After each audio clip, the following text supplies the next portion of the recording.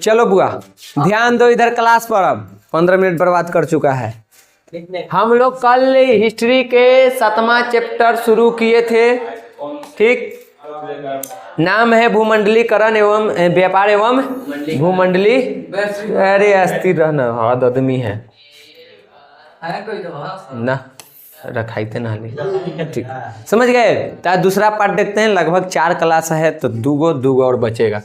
सबसे पहले आ जाइए, कल हम लोग जितना पढ़े थे उसके आगे। हम लोगों ने कल विश्व बाजार को शुरू किया था।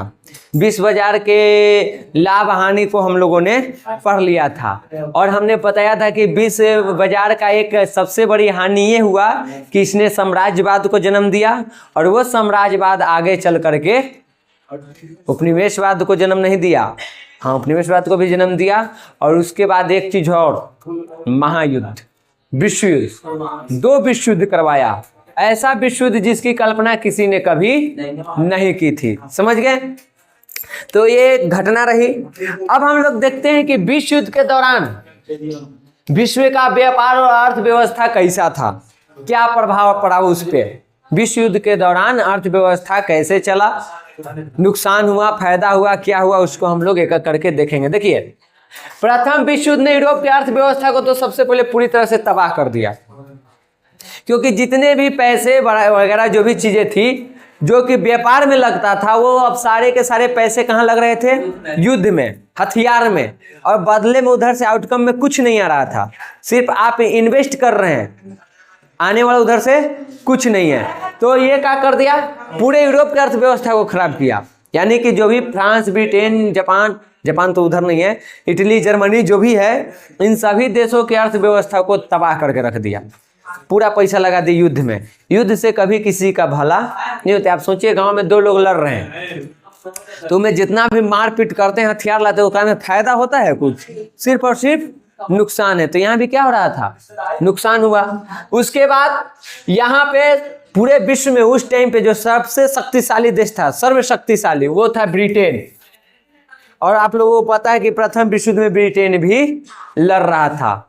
तो ये मतलब एकदम तहस नहस तो नहीं हुआ, लेकिन इतना कमजोर हो गया कि ये जो विश्व में इसका जो वर्चस्व था, जो सर्वशक्तिशाली था, वो पावर अब इसका खत्म, वो वर्चस्व अब इसका खत्म। अब ये उतना शक्तिशाली नहीं रह गया था, क्योंकि जिस आधार पर ये शक्तिशाली बना था वो सारे चीज खत्म हो चुके थे।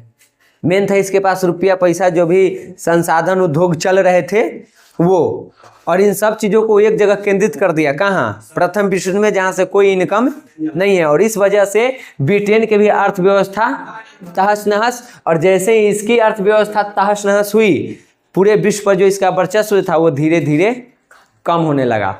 बाद में वो संरक्षणवाद के नियम अपना के अपना आपको फिर से खड़ा कर लेता है, आगे हम उसको देखेंगे। लेकिन हालात इसके भी खराब थे, ये भी तहस नहस हो चुका था।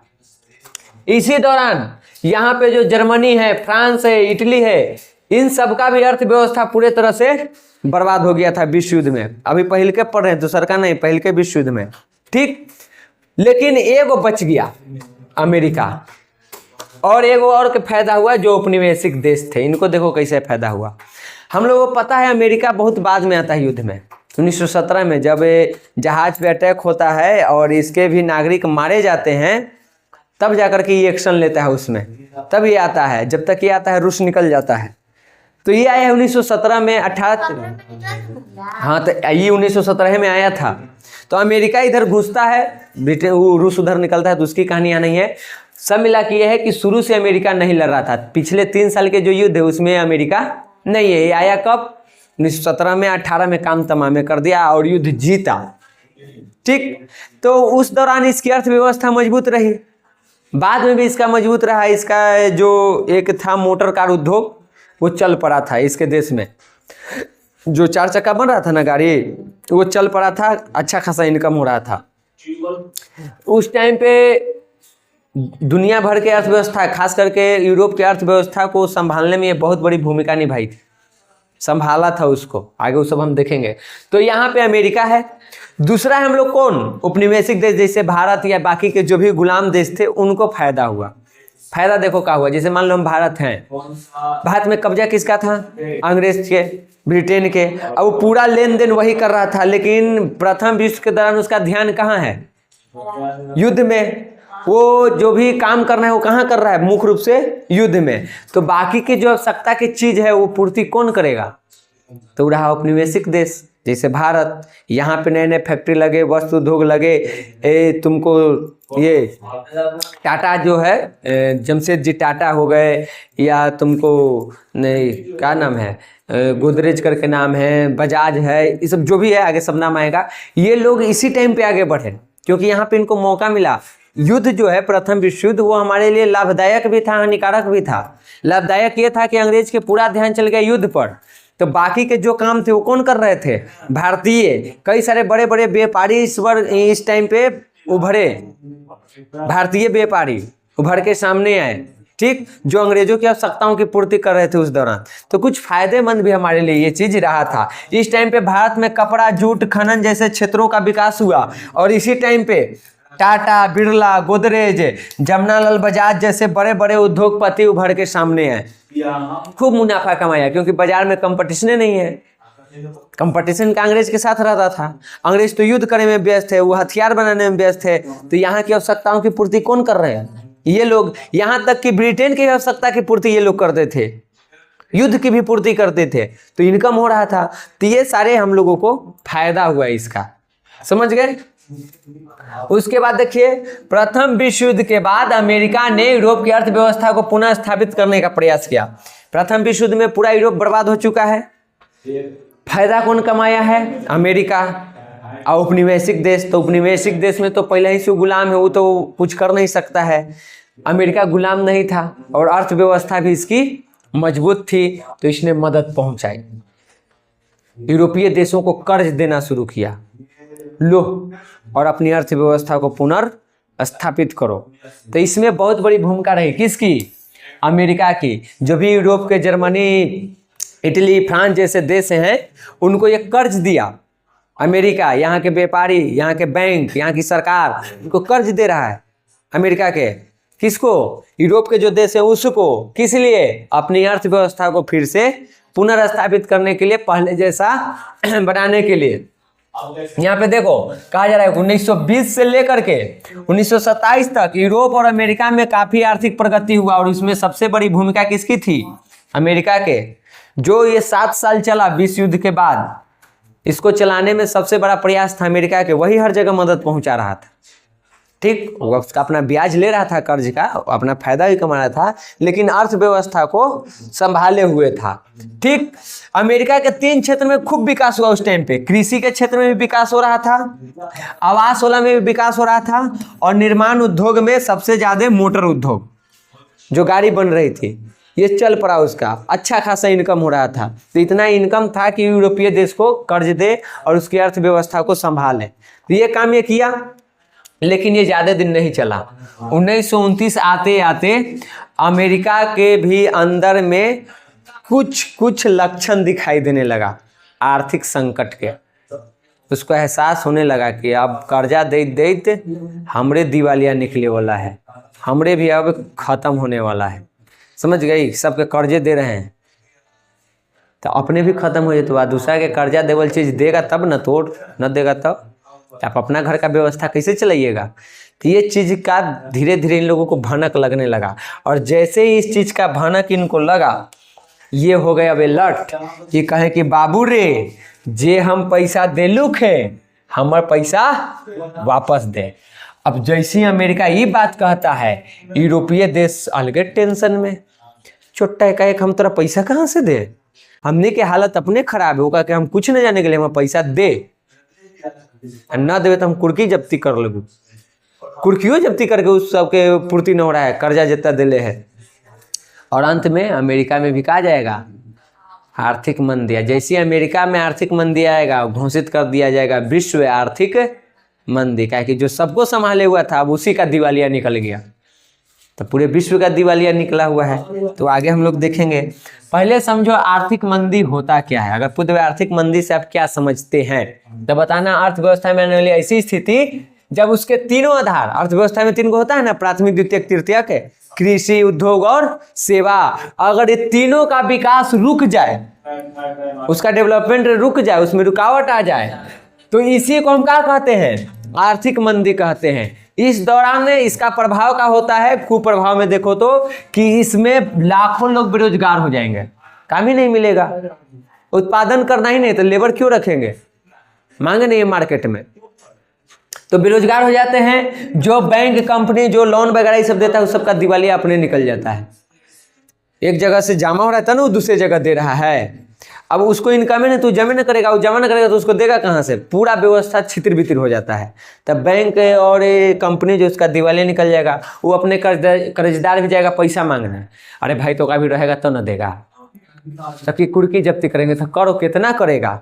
मान लो जैसे कि हम लोन लिए हैं, जमीन पर लिए, तो हमारे जमीन को कुर्की जब्ती करेगा, तो जमीनवा कोई खरीदेगा तो तुरा पैसा मिलेगा। पैसे नहीं है, कोई भी आर्थिक मंदी आयल है तो कोई खरीद ही लगे तैयार नहीं, तो तू हमारे जमीनवा लेहू के लिखवाऊँ के क्या कर लेगा? बेकारे है। तो इस तरह की चीजें हो जाती है। उसके बाद वस्तु और मुद्रा दोनों की बाजार में कोई कीमत नहीं रह जाता है, मार्केट में दाम गिर जाता है। ना तो पैसा का कोई वैल्यू है, ना सामान का कोई वैल्यू है, सब सड़ रहा है, इसमें पड़ल है। समझ गई? तो ये नुकसान होता है। तो आर्थिक मंदी समझ गए? आर्थिक मंदी का नुकसान अगर पूछ देवे 2 नंबर में, तो बस ये 3 बात कम से कम लिख देना, ठीक। अब सवाल है कि आखिर ये आर्थिक मंदी आया क्यों, ऐसा क्या हो गया था? तो सबसे पहले देखिए क्या हुआ था। जब विश्व बाजार आया, जब औद्योगिक क्रांति हुई, औद्योगिकरण आया, उपनिवेशवाद आया, तो इसमें एक चीज हो गया, खास करके जो औद्योगिकरण आया तब, वही इसका कारण है। जब औद्योगिकरण आया तो यहाँ पे 3 वर्ग का जन्म हुआ, एक पूंजीपति वर्ग, एक श्रमिक वर्ग और एक मध्यम वर्ग। तो मध्यम वर्ग को हटा दो, मेन देखो पूंजीपति और श्रमिक को। पूंजीपति वर्ग वो है जिसके पास जरूरत से ज्यादा धन है, अथाह, और श्रमिक वर्ग वो है जिसको अपने जीवन के मूलभूत आवश्यकताओं की पूर्ति करने के भी पैसे नहीं है। ये एक बहुत बड़ा कारण बनेगा आगे चल के। एक के पास पूरा भरा पड़ा है, के पास ये नहीं है, तो बताओ जब श्रमिक वर्ग के पास पैसे नहीं है तो क्या वो वस्तुओं का डिमांड करेगा? तो जब वो करबे नहीं करेगा तब मार्केट में तू बेचेगा किसको? हमेशा पूंजीपति वर्गों की संख्या कम होती है, मध्यम वर्ग और श्रमिक वर्ग की संख्या ज्यादा होती है। वस्तुओं सेवाओं का उपभोग वही ज्यादा करते हैं। हाई लेवल वाला पूंजीपति वर्ग करता है, लेकिन ज्यादा उपभोग कौन करता है? ये लोग। अब इन लोगों के पास है ये नहीं, पैसे नहीं, तो कहाँ से आएगा? कहाँ से डिमांड करेंगे कि हमको ये चीज चाहिए? और जब वो डिमांड नहीं करेंगे तो तू बना के क्या करेगा? तो हम सभी एक दूसरे से जुड़े हुए रहते हैं। हमको लगता है कि हम अपना भर रहे हैं, तो देखो उसका परिणाम क्या हुआ। एक के पास इतना छोड़वे नहीं किया कि थोड़ा से डिमांड करे, तो एक था। उसके बाद औद्योगिकरण के कारण क्या हुआ? मशीन से उत्पादन होने लगा, और उत्पादन इतना हो रहा है जितना के मांग नहीं है। आना आने सब खूब उत्पादन कर रहा है, जरूरत है 100 गो के, बाजार में उपलब्ध है 1000 गो। तो जब जरूरत से ज्यादा सामान का उत्पादन हो जाता है तो उसका दाम गिरता है। समझ गए? जब डिमांड कम हो और प्रोडक्शन ज्यादा हो तो मूल्य में गिरावट आती है, रेट गिर जाता है। और अगर डिमांड ज्यादा हो और प्रोडक्शन कम हो तो मूल्य बढ़ जाता है। अब यहाँ पे डिमांड कम था और उत्पादन ज्यादा था, दाम गिरा, आवश्यकता नहीं है, कंपनी को घाटा लगने लगा। जो भी फैक्ट्री उद्योग लगाए हुए थे पूंजीपति वर्ग, उनको नुकसान होने लगा। तो ये चीजें हुई। उसके बाद कृषि क्षेत्र में भी हो गया था, उत्पादन इतना ज्यादा हो रहा था कृषि क्षेत्र में कि उतना के जरूरत नहीं थी, उतना के मांग नहीं था, लेकिन उत्पादन हो रहा था। तो उनका भी धरा धरा सड़ रहा है, उनको भी नुकसान हो रहा है, उनका भी जो अनाज है वो बेकार पड़ल है, क्योंकि उसकी मांग नहीं है मार्केट में, तो आप रखे रहिए ऐसे ही, तो उसको नुकसान होगा तो अर्थव्यवस्था गड़बड़ाएगा। समझ गए? अब हमको नुकसान हो जाएगा तो जो हम 1 साल का प्लानिंग किए हुए हैं कि हमको ये साल ये चीज लेना है, तो क्या हम ले पाएंगे? तो मेरे लिए जो बना था उसको फिर कंपनी को नुकसान लग गया, वो कंपनी के नुकसान लगा तो बैंक के कर्ज नहीं भरेगा, बैंक के कर्ज नहीं भरेगा तो हमारे जो पैसा बैंक में जमा है, हम कहेंगे कि भाई हमारा नुकसान लग गया, हमारा लाभ हम अपन बैंक में से निकाल के अपन घर चलाएंगे, तो कहेगा कि हमारे पैसे ना है। सब एक दूसरे से जुड़े हुए में, समझ गया? तो ऐसे करके परिस्थिति हो गया। और यहाँ पे अभी हम बताए कि हैं कि जैसे आर्थिक संकट के लक्षण अमेरिका को अपन देश में देखा, वो यूरोपीय देश से कहा कि हमें पैसा वापस दो, हमर लौटाओ। ठीक, अब यूरोपीय बैंक आ गया टेंशन में, या यूरोपीय देश टेंशन में। वो सबके बेचारा का तो हालत पहले ही से खराब है, कहा कि अब अमेरिको मांग रहा है तो अब तो हमारे बैंको डूबेगा, अब मुद्रा के दाम तो पहले ही से गिरले है, वो टेंशन में। अमेरिका अपना इनकम को बचाए रखने के लिए, अपनी अर्थव्यवस्था को बनाए रखने के लिए क्या कर दिया, जो भी उसके देश में सामान आ रहे थे उसका शुल्क टैक्स बढ़ा दिया, दुगुना कर दिया। जहाँ वो टैक्स लेता था 10 रुपया, वहाँ कर दिया उसको 20 रुपया। कहला कि इनकम हमारे ज़्यादा होगा तो हमारा अर्थव्यवस्था बना रहेगा। और हालत खराब लोग के। हाँ,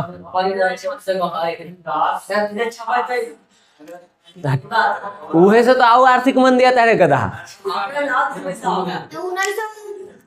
हाँ, पैसा छापेगा ना तो और आर्थिक मंदी आती है। पूछ बताते हैं कैसे। आए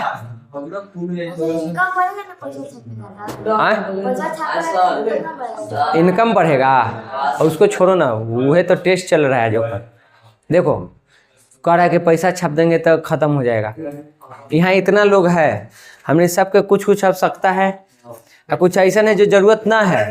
लेकिन मान लो तूनी के अभी अकाउंट में सबके 15-15 लाख रुपया आ जाए, तूनी के दिमाग हवा हवाई हो जाएगा, तू डिमांड बढ़ा देगी। वस्तु सेवा के जैसी तू डिमांड बढ़ाएगी, क्या उतना चीज मार्केट में उपलब्ध है अभी। तो जब डिमांड ज्यादा हो और उत्पादन कम हो तो क्या होता है, महंगाई आता है। तब महंगाई आ जाएगा, तोरा एगो पाव रोटी खरीदे लगी तोरा बोरा से रुपया भर के लेके जाए पड़ेगा। समझा, कोई वैल्यू नहीं रहेगा रुपया के, ऐसी खाली पैसा छाप दो। जो जब सीमित में चीज रहता है तब उसका वैल्यू होता है। पानी तुमको बिना मतलब में मिल जाए, फ्री में मिल जाए तो उसका वैल्यू करता है। ऑक्सीजन का वैल्यू कर रहा है, और वह जब मिलता है हॉस्पिटल में तो उसका वैल्यू बुझाता है। चीज यही है। तो अगर पैसा लिमिट में तब ठीक है, अनलिमिटेड जब रुपया छापा जाएगा ना तो देश में महंगाई जाएगा, खत्म हो जाएगा, अर्थव्यवस्था पूरा छितिर फितिर। उसको इकोनॉमिक्स में कहते हैं मुद्रास्फीति, मुद्रास्फीति आ जाएगा।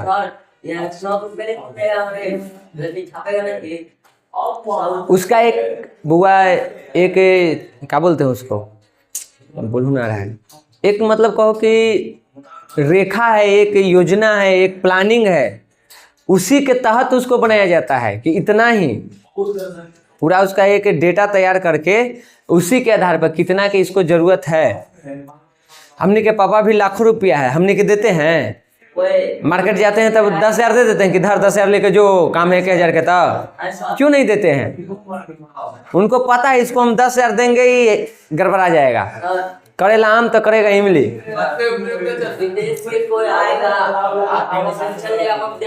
हाँ, अब वही तो तुमको हम समझा रहे हैं तो तू सुन ही नहीं रहा है। तोरा पापा भी पैसा है लाखों रुपया, तुमको हम काम रहता है मार्केट में 500 के, तब बाबू 10,000 देते हैं रुपया कि धर जो 500 देते हैं ना तो 600-700 देंगे, ज्यादा नहीं देंगे। क्यों?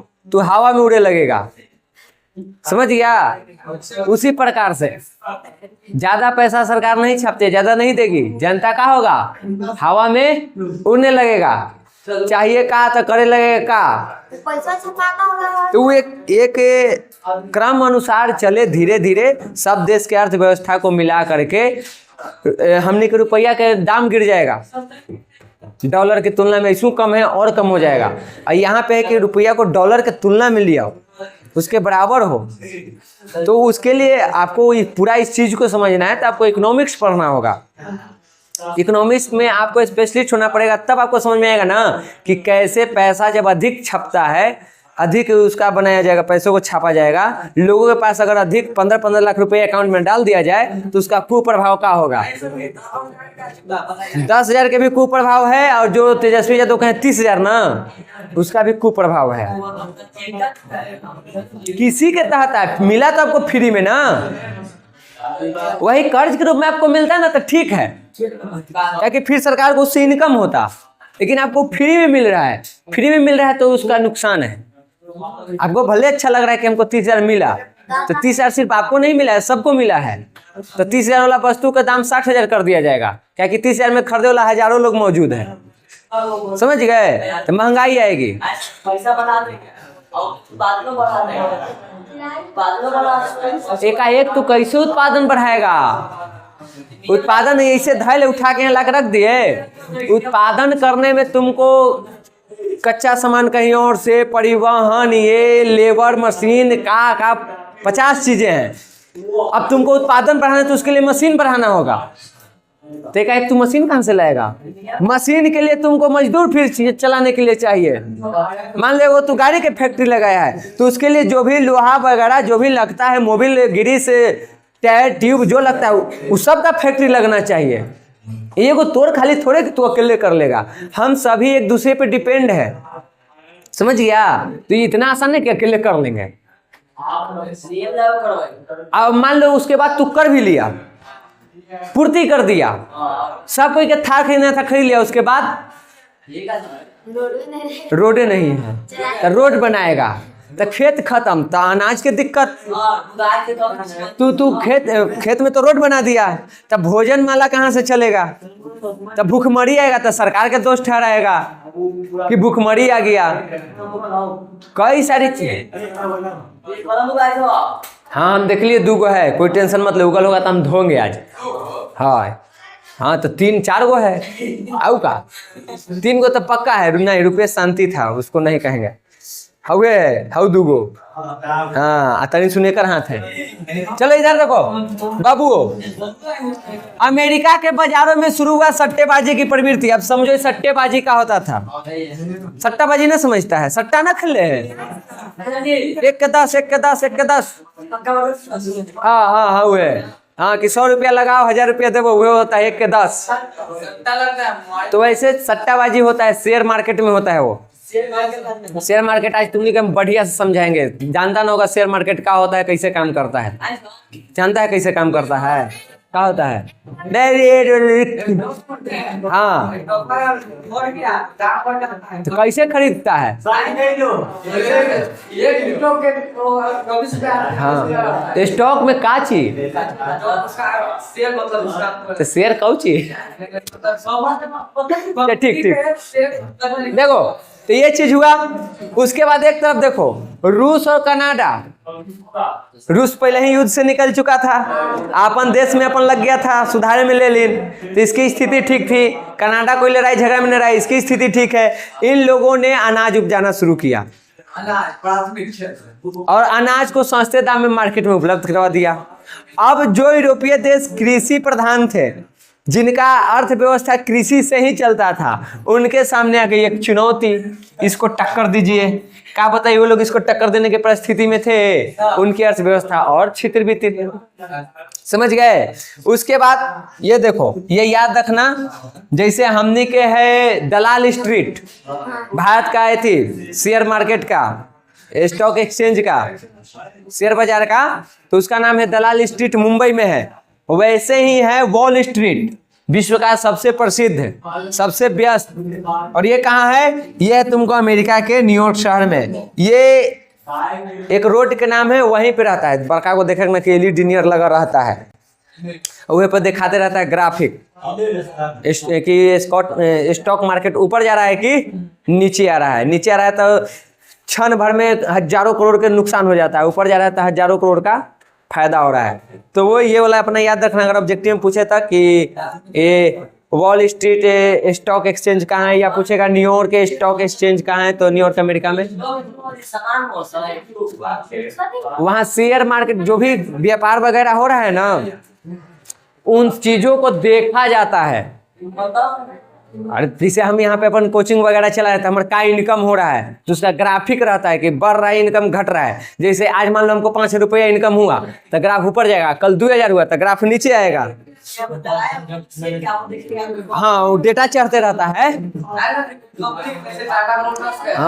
हाँ उसका डेटा सब चढ़ते रहता है।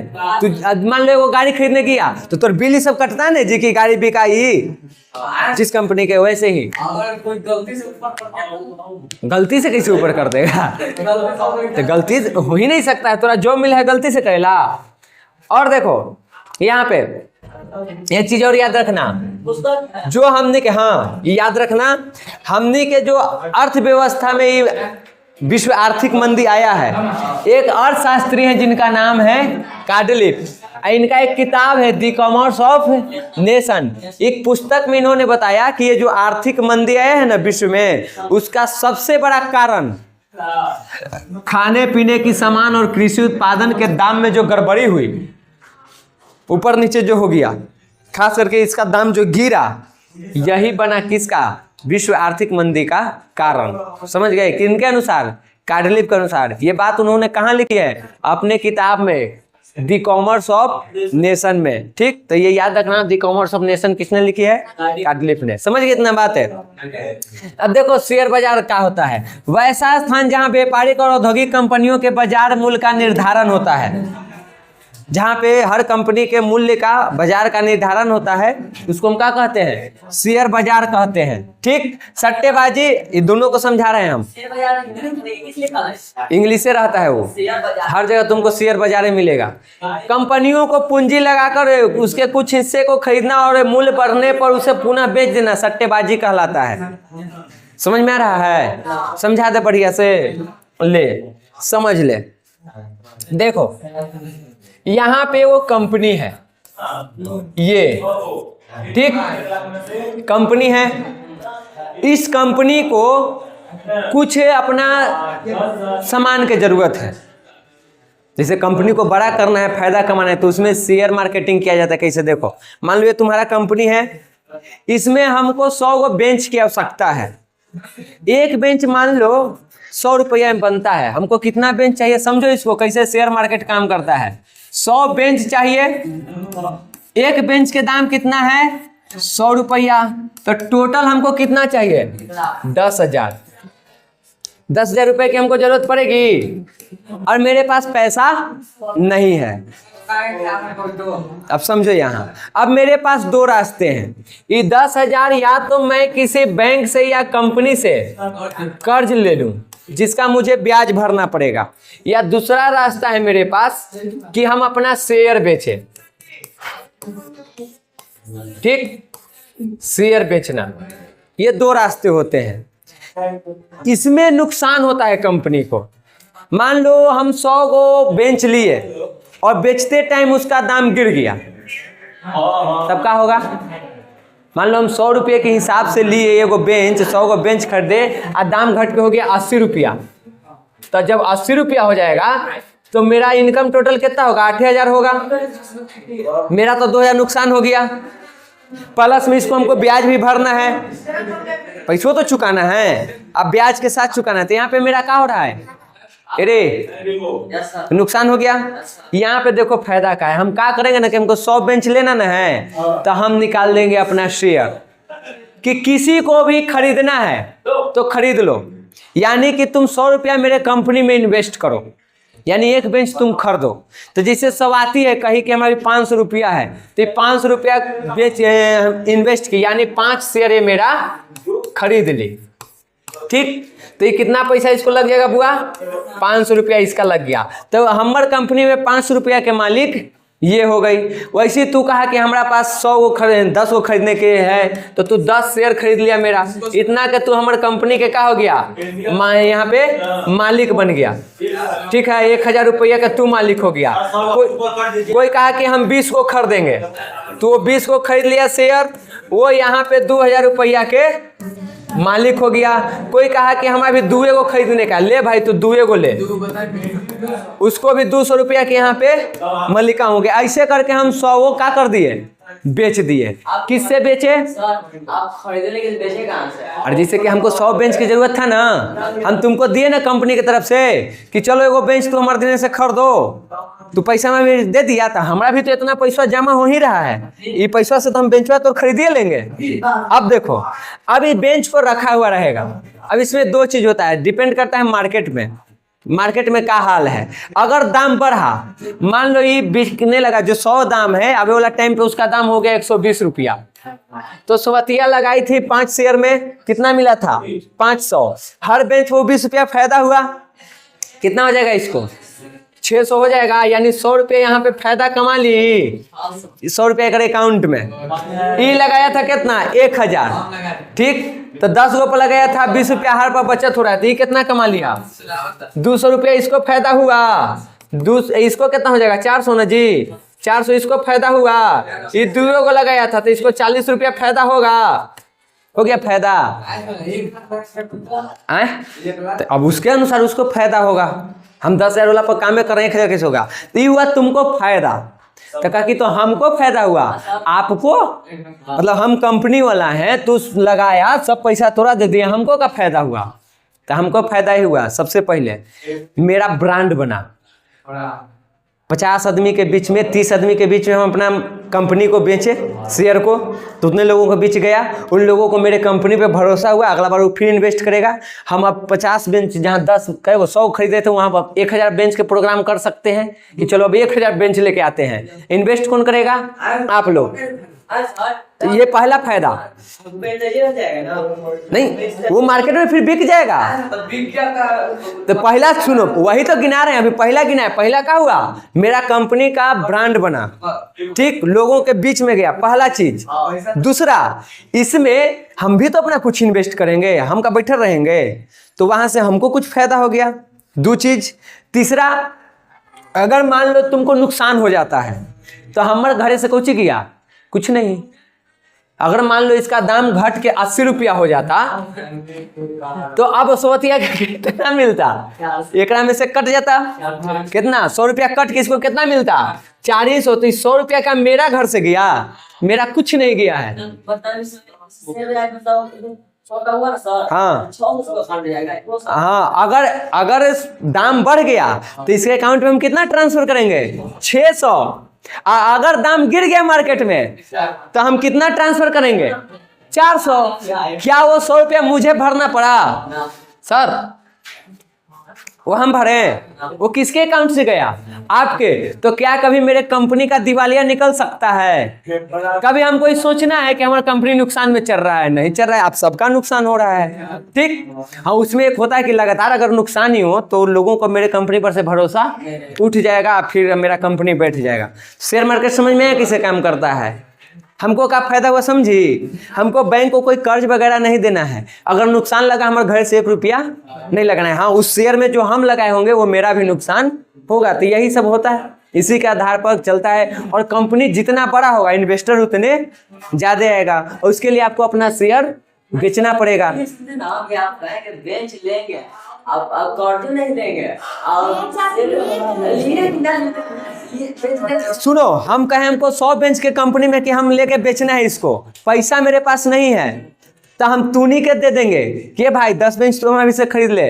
यदि 10 बेंच खरीद ले तू तो तुमको क्या करेंगे, हम अपना कंपनी के एक मतलब कि देंगे शेयर, मतलब वहां पे एक कहो कि समझौता, एक कॉन्ट्रैक्ट रहेगा जे हमरा तोरा बीच डील होगा कि हम तोर कंपनी में 10 गो बेंच खरीद के देने वाले हैं। तो तू बेंच थोड़े देगा, तू हमको क्या दिया पैसा, उस पैसे से हम बेंच खरीदेंगे, फिर उसको सेल में लगाएंगे। बेंच के आप बेचो करेंगे, तो जैसे हम 20 गो खरीदे हैं 100 गो, वैसे किसी को फिर तो 100 गो की जरूरत पड़ सकता है। तब जो हमरा से 100 गो बेचा होगा, क्या पता हुआ 100 रुपये लिया होगा, अब मार्केट में दाम बढ़ा था 100 रुपये हमरा से बेच दिया, फिर 120 रुपया था हम किसी और से बेच दिए, क्या पता वही व्यक्ति से हम बेच दिए होंगे, फिर उसको भी तो जरूरत पड़ सकता है। टाइम तो लगेगा। हाँ, तो उतना दिन इंतजार कीजिए। हाँ, न देख रहा है सोचिए, सट्टाबाजी में हम पूंजी लगा करके उसके एक हिस्सा को यानी शेयर को खरीदते हैं, और जब दाम बढ़ता है तब उसको हम बेच देते हैं, तब तक उसको सुरक्षित रखने का जिम्मा मेरी। हाँ हाँ, स्टॉक करेंगे, स्टॉक करके जब मार्केट में आएगा दाम देखेंगे बढ़ गया, बेचिए। ऐसे शेयर मार्केट काम करता है, समझ गई। बाकी शेयर मार्केट सबके समझ में ना आएगा, इतने मतलब ही ना कि तुम महारथी हो गया। शेयर मार्केट की पढ़ाई होती है, और उसमें सबसे बड़ा चीज होता है कि नहीं, यही होता है तुमको पता होना चाहिए कि कौन दिन कौन चीज के दाम बढ़े वाला है। हाँ, शेयर वो है जो ये जान जाता है ना, वो शेयर मार्केट के महाराजा होता है। घरे बैठे बैठे 1 सेकंड में करोड़ रुपया कमा सकता है, अरबों कमा सकता है। उसको पता रहता है कि कहिया शेयर मार्केट में मतलब बाजार नीचे गिरेगा, कहिया ऊपर उठेगा। उसको अगर तुमको पता है कि फलाने दिन बेंच के मांग एकदम बढ़ के है, पूरा है, तो उस दिन अपन लगा देगा सेल में 1 लाख 2 लाख। तू ऐसा दिन लगा दिया जो डिमांड नहीं तो चल जाएगा नीचे। यह समझना सबसे कठिन काम है। हर चीज का होता है। हाँ, आजकल तो ऑनलाइन सब कुछ शेयर मार्केट खेलता है ऐप से, समझ गया। अब आगे देखिए, आर्थिक मंदी का बुरा प्रभाव क्या रहा बुआ। आर्थिक मंदी का सबसे बुरा प्रभाव पड़ा बेचारा अमेरिका पर। यही सबके संभाले था, शुरुआत यही हुआ। सबसे बुरा अगर ऑब्जेक्टिव में आ जाए तो यही टिक करना है। ठीक, सर्वाधिक बुरा प्रभाव किसके ऊपर? अमेरिका पर। ठीक, बैंकों ने कर्ज देना बंद कर दिया और वसूली करने में तेजी कर दी। जब आर्थिक मंदी आया तो एक दूसरा इसका बुरा प्रभाव क्या हुआ, जो बैंक पहले कर्ज देते थे वो कर्ज देना बंद कर दिए, जो कर्ज दिए हुए थे वो मांगना शुरू कर दिए कि मेरा पैसा दो। तो ये इसका दूसरा बुरा प्रभाव। तीसरा बुरा प्रभाव, जब लोग अपना कर्ज नहीं चुका पा रहे थे तो बैंकों ने उनकी कुर्की जब्ती करने लगी। जो जगह हमने गांव में कहा कुर्सी जब्ती, मतलब आपका घर द्वार जो दरवाजा खिड़की मिलेगा सब तोड़ ताड़ के ले जाके सब हम बेच बाच के अपन पैसा क्या करते हैं उसको जितना हो अपन, अरे कुछ जाते हैं, अरे गवर्नमेंट में से कुछ कर जाता है कि जाए थी कलेक्ट करे, कलेक्शन, जितना हमारा कलेक्शन हो, और पता ना उसका एक वर्ड होता है इंग्लिश में, याद ना रहा है, यानी पूरा अपन भरपाई करेगा जो भी तुमको कर्ज दिया है। तो तोर घर के जो भी सामान है, ट्रैक्टर गाड़ी घोड़ा, हाँ खिड़की द्वार सब तोड़ कर देगा। हाँ ना होगा तो तोर घर जमीन सब बेचवा देगा और ओकरा से अपन भरपाई करेगा। तो ये चीज हो गई। ये दूसरा इसका बुरा प्रभाव। किसान जो है वो अपना उपज तो उपजा लिए लेकिन मार्केट में मांगे नहीं था तब बिका नहीं तो उनको नुकसान हो गया। दूसरा बुरा प्रभाव। इनका एक और बुरा प्रभाव, इन लोगों को बेचारे के अब आवश्यकता तो है चीज़ों की, तो उसके लिए गांव के जो महाजन थे उनसे ले लिए कर्ज। एक बार जब महाजन के चक्कर में पड़ गया हालत रद्दी, तो ये भी इसका बुरा प्रभाव था। ठीक, उसके बाद कारोबार ठप, डिमांडेड है, मार्केटें गिरल है, कोई कुछ मांगे नहीं रहा है, कोई भी कुछ है ये नहीं है। ये एक ऐसा चीज है ना, एक जाल है, सब एक दूसरे में फंसा हुआ है। अगर चल रहा है तो सब बढ़िया चल रहा है, एक वो गड़बड़ाएगा ना तो सब गड़बड़ा जाता है।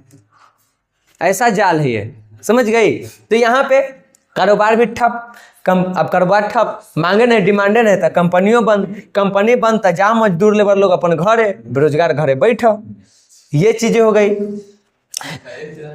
बैंक बेचारा कुर्की जब्ती कर कर के वसूली तो कर रहा है, लेकिन कितना, इतना कर्ज है कि उसका पूर्ति हो ही नहीं रहा है। तो अंत में बैंक भी दिवालिया निकल गया, कई सारे बैंक बर्बाद हो गए, बंद पड़ गए, ठप, भाग गलन।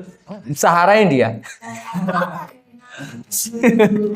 कोई तो नाम बताइए, काहे तू देखे गया है। आगे देखिए, 1933 तक कहा जाता है, क्योंकि ये 1929 से 33-32 तक चला था। 400 से ज्यादा बैंक बंद हो गए थे पूरे विश्व में। 1,10,000 से अधिक कंपनियां बर्बाद हो गई थी आर्थिक मंदी के वजह से। समझ गए, ये हालात हो गया था। दुनिया ने कभी इसकी कल्पना नहीं की थी। यानी कि 20वीं शताब्दी थी वो है, ये था सब उसने चीज। यह में प्रथम विश्व युद्ध हो गया, यह में आर्थिक मंदी भी देखा, यह में द्वितीय विश्व युद्ध देखा, यह में लोगों ने परमाणु देखा, यही में लोगों ने शीत युद्ध देखा, कई सारी चीज देखे। तो ये जो है ना, ये पूरा 100 साल ऐसा चीज था कि लोग नया नया चीज अनुभव कर रहा था, जिसके बारे में कभी सोचा भी नहीं था। अजीब अजीब चीज हो रहा था। ठीक, वो हम भाग्यशाली हैं कि हम उस टाइम पे थे, सब आंखों से देखे। अब वो भले याद न है, पिछला जन्म में तो हमारा सब देखबे के लिए आंख से देख ले। हाँ, वो वाला असर है अभी तक ना। आगे देखो, जर्मनी और ब्रिटेन पे इसका क्या प्रभाव पड़ा बुआ। यूरोपीय देशों में आर्थिक मंदी का सबसे बुरा प्रभाव तो बेचारा के जर्मनी और ब्रिटेन पे पड़ा। पूरे विश्व में सबसे बुरा प्रभाव अमेरिका पर, लेकिन यूरोप में सबसे ज्यादा जर्मनी पर, ब्रिटेन पर। जर्मनी ब्रिटेन पर क्यों? विश्व युद्ध में लड़ा था ब्रिटेन, 4 गो लड़ा है, अमेरिका, फ्रांस, ब्रिटेन, रूस। अमेरिका लेट से आया था, अपन अर्थव्यवस्था के संभाले है। रूस 1 साल पहले ही अपन निकल गया था और अपन आंतरिक मामले में लग गया था, बचल है, ज्यादा प्रभाव नहीं है। फ्रांस जर्मनी पर 6 अरब था ना, पाउंड के जुर्माना लगा दिया कि युद्ध तोरे चलते हुआ था, पैसा दे। ओकर कोयला पर कब्जा कर लिया। हाँ, सब 9th में बताए हैं, कब्जा कर लिया। तो उसको भी लगभग पूर्ति हो गया। अब ब्रिटेन बेचारा एक कुछ न दिल सकिए, तोर तो सब है हो। तो एक हालत खराब। जर्मनी के पहले तक अगर कोयला पर 15 साल तक कब्जा कर लिया, ऊपरे से विश्व युद्ध में जितना भी खर्चा हुआ था सब केकरा पर डाल दिया, एकरे पर बेचारा के। एक आओ हालत रद्दी। ठीक, तो यूरोप में ये दोनों के हालत सबसे ज्यादा खराब था। देखो, फ्रांस को जर्मनी से हर्जाना राशि प्राप्त हो गया था, इसलिए इस मंदी से वो काफी हद तक बचा रहा, कोई खास प्रभाव ओकरा पर न पड़ा। हालत ये दोनों के खराब। 1922 लेके 22 में और 23 में जर्मनी के जो मुद्रा था मार्क, एकदम नीचे गिर गया, कोई वैल्यू नहीं था। बोरा में भर के ले जाओ तब मिलेगा तोरा एगो पाव रोटी, 1 बोरा रुपया ले जाओ तो एगो पाव रोटी मिलेगा। इतना बेचारा के दाम गिर गया था एक। अगर पूछ दे पाव रोटी एगो, बोरा से रुपया ले कह दे कि खूब पैसा छाप दो, तो खूब पैसा छापे के यह परिणाम होता है। आगे देखिए, अगर आपको पूछ दे कि जर्मनी की मुद्रा क्या है तो ये, ठीक ना। आगे देखो, 1924 में अमेरिका कहा कि रुको जर्मनी, कोई बात नहीं है, टेंशन मत लो, हम हैं तो क्या गम है। हाँ, हम इतने भी नहीं बेरहम हैं, चलो तुमको मदद करते हैं। पैसा दिया, लोन किले। अब पैसा दिया तो कुछ स्थिति में सुधार हुआ, लेकिन अमेरिका कहला कि ओ माय डॉग, ये तो मेरे घर में भी आर्थिक मंदी के लक्षण दिख रहे थे। जर्मनी कहा कि ये रे हम पैसा दे। जर्मनी कहा कि अरे मर देते ही, पहले तो तू दे ला, अभी है कि दुआ। उस टाइम पे है कौन? इस टाइम पे यहाँ पे कोई एगो व्यक्ति है बड़ा खतरनाक जर्मनी में। कौन था? हिटलर। हिटलर के हम जो कहेंगे भाई होगा, मारो सब यहूदी के। खाली नाजी व्यक्ति रहेगा यहाँ। अमेरिका में उस टाइम पे, जर्मनी में नहीं, पहले तो रुको ना, विश्व युद्ध के टाइम पे ही था। चिन्ह मत रे, राष्ट्र संघ की स्थापना किए थे 1920 में वुडरो विल्सन है ना। अभी तो यहाँ पे जो टाइम चल रहा है ना 33-34, उस टाइम पे निक्सन है। उस टाइम पे हमारा बीमारी कैसे हुई है, हम नम्बे भुला जा रहे हैं। वुडरो विल्सन था, को लग रहा है वही था राष्ट्रपति उस टाइम पे, वही होगा, क्या कि हमारा वही को नाम याद रहा है, वुडरो विल्सन। तो वो राष्ट्रपति था। अब बाद में यहाँ पे 1933 के टाइम ये है 2 पेज, समझ गया। तो राष्ट्रपति था, हमको जहां तक याद है वुडरो विल्सन ही था। तो यहाँ पे उसको दिया गया, लेकिन जैसे 1929 में लगा अमेरिका के कि हमारा पर आर्थिक मंदी के प्रभाव पड़ने वाला है, कहा कि हमें पैसा वापस दे। आज जर्मनी फिर से कहाँ चला गया बेचारा, वहीं जहाँ से वो शुरू हुआ था विश्व युद्ध के बाद वाला टाइम में। 24 से मदद किया था, स्थिति में सुधार हुआ। जब हाथ खींच लिया तो फिर से उसकी हालात पहले जैसे ही हो गए। जर्मनी में लगभग 60 लाख लोग बेरोजगार हो गए, पूरा देश सारा जगता में डूब गया, अपने में लड़ रहा है, मर रहा है, कट रहा है। हिटलर कहा कि बस एकरे तुम खोजी चली आ गया कहाँ सत्ता में। ओकरा बाद का क्या होता 9th में हम बताइबे किए। ब्रिटेन के उत्पादन, आयात, निर्यात, रोजगार, जीवन निर्वाह स्तर सब में तेजी से गिरावट आ गया। उत्पादन भी कम हो रहा है, आयात भी कम, निर्यात भी कम, यानी आ भी रहा है देश में बहुत कम सामान, जा भी रहा है कम। ठीक, रोजगार भी, बेरोजगारी भी वहां बढ़ी। अब जब इन सब चीजों में कमी आई तो जीवन स्तर में भी कमी आ गया, नीचे की ओर आ गए, तो ये नुकसान हुआ। वहां भी लगभग 35 लाख लोग उस टाइम पे बेरोजगार हो गए थे, समझ गए। और आर्थिक मंदी से निकलने के लिए इसने क्या किया, संरक्षणवाद का नियम अपनाया। अब होगा कि संरक्षणवाद क्या होता है, तो देखो हम अपने देश के वस्तुओं को महंगा करने के लिए, उसमें पैसे कमाने के लिए जब विदेशी वस्तु पर टैक्स बहुत ज्यादा लगाते हैं तो इसी को हम क्या कहते हैं, संरक्षणवाद कहते हैं। शॉर्ट में यही समझ ले रहना है, बाकी डेफिनेशन आएगा, समझ गया। अपने वस्तुओं को बढ़िया दाम पर बेचने के लिए, ज्यादा मुनाफा कमाने के लिए जब दूसरे देश के वस्तुओं पर हम टैक्स ज्यादा लगा देते हैं तो इसी को संरक्षणवाद कहते हैं। क्योंकि जब ज्यादा टैक्स लगेगा तो वही सामान महंगा मिलेगा। और जैसे मान लो भारत में कोई सामान आया, एगो फोन आया, एगो भारत में बना, एगो विदेश से आया, चाइना से, तो अपन देश वाला को बेचना है तो जाहिर सी बात है हमको चीन वाला के महंगा करना पड़ेगा, तभी तो लोग हमारे वाला लेगा, इंडिया वाला सस्ता में वही चीज़। तो ये प्रक्रिया जब अपनाते हैं तो उसी को हम क्या कहते हैं, संरक्षणवाद। ये होगा कैसे, टैक्स बढ़ा दो। चीन वाला ये कहो कि हम टैक्स लेंगे 100%, तो 10,000 के मोबाइल में 10,000 टैक्स तो हो जाएगा 20,000 के। अपन देश वाला मोबाइल 10,000 में मिल रहा है, तब भारत के लोग कौन वाला मोबाइल खरीदेगा? तो अपन देश के कंपनी को संरक्षण मिल गया, वही संरक्षणवाद होता है। तो ब्रिटेन ने इस प्रक्रिया को अपनाया, जो भी विदेशी वस्तुएं थे उस पर टैक्स बढ़ा दिया कि आओ बेचे, लेकिन टैक्स बढ़ा के और देश के संस्था में था तो ज़्यादा बिका, तो इनकम बढ़ा और थोड़ा सा अपने आप को मजबूत बनाया। भारत में इसका क्या प्रभाव रहा बुआ? भारत में इसका शहरी क्षेत्र से ज्यादा ग्रामीण क्षेत्र पर प्रभाव पड़ा, जो बुरा वाला। उसका वजह यह है कि उद्योग तो हमने के पास नए के बराबर था, भारतीय उद्योग, ठीक। मेन हम लोग के पास क्या था, अर्थव्यवस्था का जान रीढ़ कृषि, और अनाज के दाम 50% तक गिर गया था। यानी 5 रुपये वाला अनाज अब 2.5 रुपये किलो मिलेगा, 100 रुपये वाला चीज अब 50 रुपये मिलेगा। आर्थिक मंदी में बढ़ता है, आर्थिक मंदी में बढ़ता है कि दाम घटता रहेगा, डिमांडे नहीं है तो फिर मंदी मतलब क्या होता है, मार्केट में डिमांड नहीं है, तब जो किसान उत्पादन करके रख ले वहीं ऐसे पड़ल है, सड़ रहा है। समझ गई? तो ये चीज हुआ। कहा जाता है 1928 से 34 के बीच हमने के आयात निर्यात घट के एकदम आधा हो गया था लेन देन, ठीक। गेहूं के उस टाइम पे दाम कहा जा रहा है कि 50% तक गिर गया था। नकदी फसल उत्पादन करने वाले किसान को फायदा जब ना हुआ तो महाजन से कर्ज लेने लगे और उस कर्ज में वो डूब गए। भारतीयों को नुकसान हो रहा था। और थोड़ा सा ये है, ब्रिटेन अपने देश में सोने की पूर्ति के लिए भारत से उसका निर्यात करने लगा, पहले बार हुआ था। ब्रिटेन के जब अर्थव्यवस्था कमजोर हुआ तो कहा कि बस भारत तो ये है, और यहाँ के सोना भर भर के कहाँ लेके जाने लगा, वो अपने देश में। समझ गया? तो अब अपने देश में वो अपन सोना ले जा रहा है, तो हमने के तो अर्थव्यवस्था गड़बड़ ही ना जाएगा जी, तो हमने का अर्थव्यवस्था और गड़बड़ हो गया। उसके बाद अंग्रेजी सरकार द्वारा लगान की दर कम नहीं किया गया। आर्थिक मंदी चल रही है लेकिन लगान कम नहीं हो रहा है, और किसान के बाकी के जो लोग हैं उनकी हालत और खराब। उनके मन में अंग्रेजों के खिलाफ असंतोष की भावना, और वही भावना 1930 में करवा देगा सविनय अवज्ञा आंदोलन। इसके कई सारे कारण थे, जिसमें एक कारण था आर्थिक मंदी। समझ गए?